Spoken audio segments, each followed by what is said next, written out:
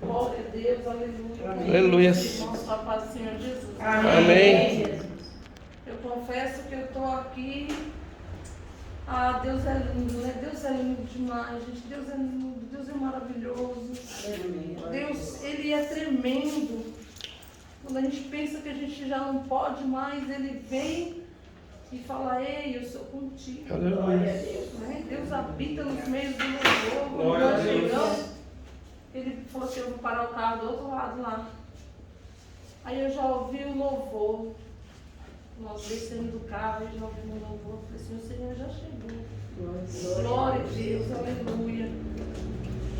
Eu confesso, irmãos, que hoje foi uma batalha. Mas sempre é da forma que o Senhor quer. Às vezes é nos 45 do segundo tempo que Ele fala aos nossos corações, né? E eu tinha algo, confesso que eu não preparei nada, mas eu tinha uma palavra. E quando foi às 4h40, o Senhor mudou tudo. Glória a Deus. Mudou tudo. Falei assim: Senhor, eu não estudei essa palavra, mas como não é nada de mim mesmo, é do Senhor, então que Ele venha falar. Louvado seja o nome do Senhor. Quem puder, abre sua Bíblia no livro de Números, capítulo 13.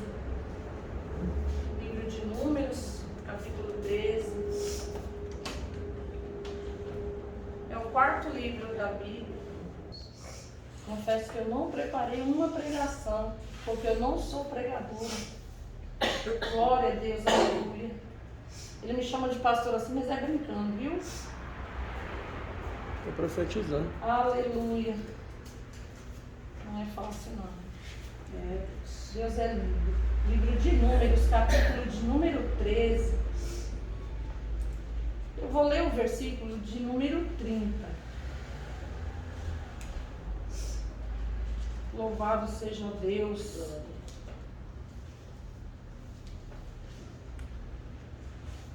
Aleluia. Números, capítulo 13, versículo de número 30 diz assim: Então Caleb fez calar o povo perante Moisés e disse: Subamos animosamente e possuamo-la em herança, porque certamente prevaleceremos contra ela.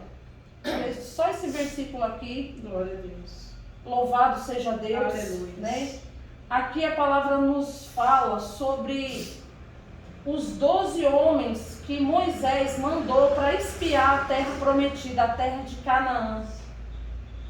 E o Senhor mandou que Moisés enviasse um de cada tribo, né? Das 12 tribos, enviasse cada tribo o seu mentor, né? Aquele que estava na frente, porque na frente de cada tribo tinha um mais velho que tomava conta daquela tribo, sendo cada um qual maioral entre eles. Então, aquele o cabeça, o mais velho, aquele que foi escolhido para poder conduzir as tribos, né? Cada um respondia, cada um responsável por cada tribo.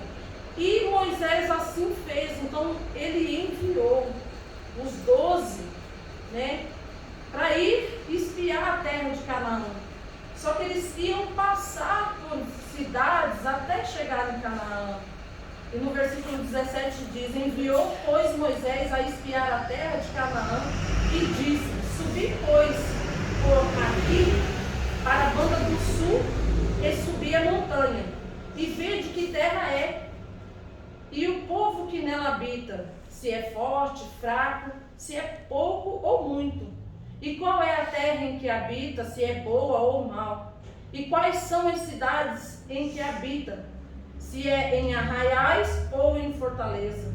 Também qual a terra, se grossa ou magra, se nela há árvores ou não?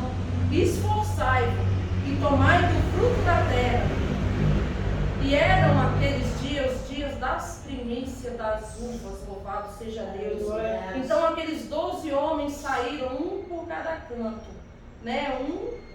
A palavra nos diz que um foi pelo norte, outro pelo sul, outro pelo oeste, outro pelo sudeste. Cercou os 4 cantos, né? As 4 partes foi cercada. Só que a palavra vem nos dizer que eles chegando lá, eles viram que a terra verdadeiramente manava leite e mel, e que os frutos eram grandes, os frutos eram vistosos, né? Eram suculentos, e principalmente porque estava na época das uvas, da colheita das uvas. E a palavra vem nos dizer que os cachos de uva eram grandes, né? Eram tão grandes que precisavam de 2 para poder carregar aquele cacho de uva, né? E aqui no versículo de número 23 diz assim: depois vieram até o vale de Escol, e dali cortaram um ramo da vide com um cacho de uva, o qual trouxeram 2 homens sobre uma verga, como também romãs e figo. Então ali eles chegaram e viram que aquela terra era uma terra boa, que ali verdadeiramente manava leite e mel. Mas, porém, eles viram que elas eram uma fortaleza.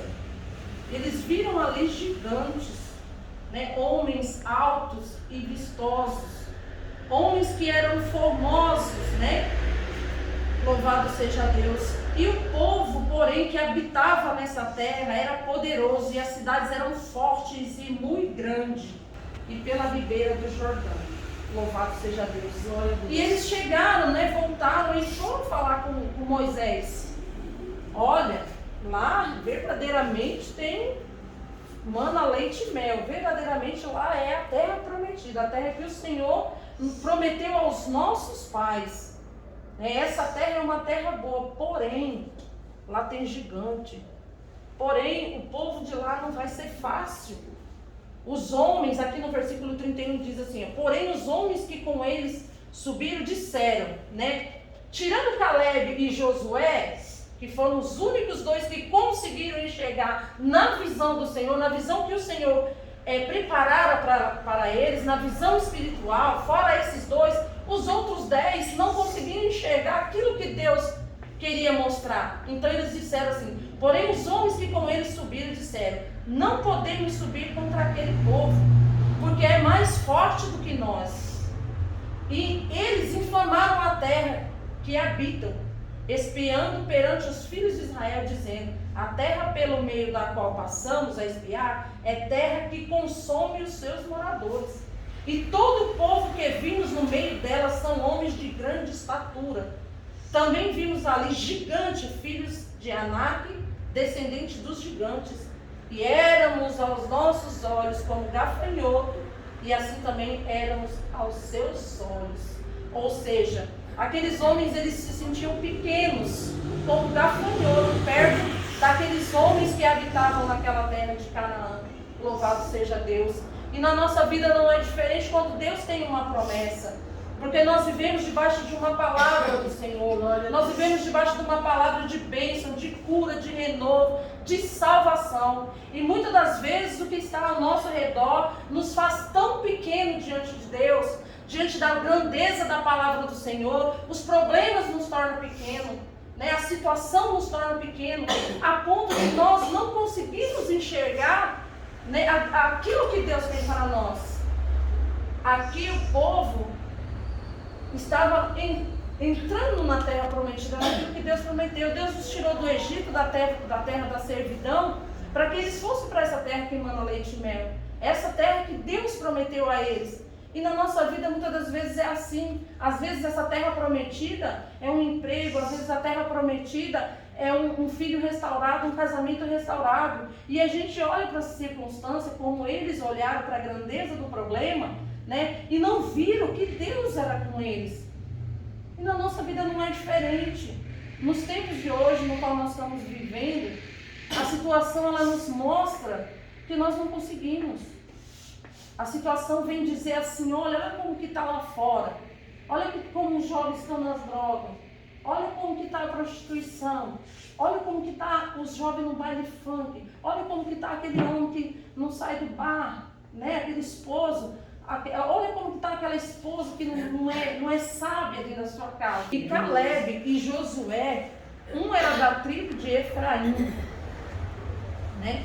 E o outro que é o Josué, que é da tribo de Efraim, e Caleb, que era da tribo de Judá. Só esses dois conseguiram enxergar. Eles conseguiram enxergar o que Deus verdadeiramente estava querendo mostrar para eles. Eles não estavam vendo a grandeza do povo que vivia lá, mas eles estavam vendo a grandeza de Deus sobre a vida dele. Que Caleb se levanta, né?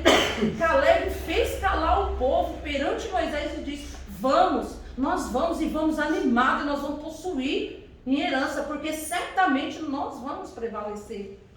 Eles confiavam na palavra do Senhor, eles confiavam na liderança de Moisés. Porque Moisés foi que apresentou Deus para eles, porque eles estavam lá no tempo da servidão. Eles não conheciam esse Deus verdadeiro. Mas Moisés foi um libertador que foi levantado para tirar esse povo do Egito. Louvado seja Deus. E esses dois, eles mostraram, eles falaram: não é dessa forma. Nós vamos subir, nós vamos pelejar e nós vamos conseguir. Louvado seja Deus. Né? E muitos são aqueles também, irmãos, que ficam assim, ó, como se fossem nossos amigos, mas que ficam ali, ó, jogando contra, falando contra, como esses 10. Eles não conseguiam enxergar, então eles não queriam passar para o povo, né? Queriam prender ali, dizer: não, nós não conseguimos ver, nós não vamos. E ao nosso redor tem muito desses, que se diz nossos amigos, mas quando a gente se levanta com um projeto, já diz logo: não, isso não dá certo, não, isso não vai ser assim, nossa, a situação está tão difícil, né? Não vai conseguir. Então tem muitos desses ao nosso redor, para nos tirar do foco que é Deus, para nos tirar do foco da palavra do Senhor, das promessas que o Senhor nos fez. Porque quando Deus promete, irmão, Ele cumpre.